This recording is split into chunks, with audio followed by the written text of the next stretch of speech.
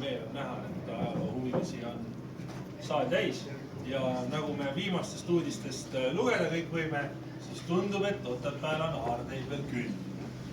Tuleb ainult loota sellele, et kellegi tekib mingi hea mõte, et võiks midagi rajama hakata ja kohe annab põhjuse ka leidude otsimiseks.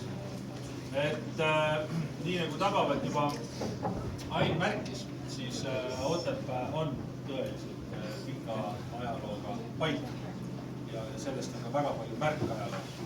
Ajaloost teab mina vähe, sellest teavad palju Martin ja siin teised inimesed veel, kes on kogunenud ja loomulikult ka Ain. Ma pean väga vabandama, ma ei saa kahjuks olla täna terve aeg teiega. Seepärast sooviksin anda juba etteruttavalt ära väga, kuidas ma ütlen, väga hariva ettekande eest Ain, sulle ühe meene.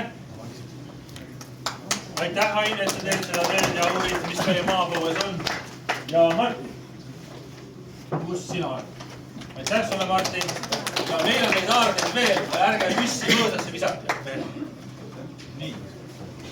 Ja aitäh ja ootame põnevusega, mis meieni jõuab.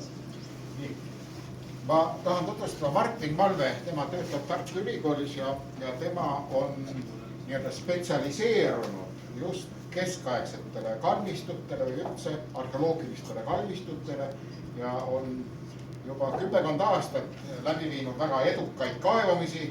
Ta jagab väga hästi neid matmistraditsioone, oskab neid luustikke ilusasti välja puhastada ja juhendada seda ja siis oskab ka luustikke väga hästi väärata, kusjuures ta on parim spetsialist Eestis, kes oskab väärata ka igasuguseid vigastusi ja luudel olevaid märke, mis näitavad, mis haigusi on inimesel põdenud.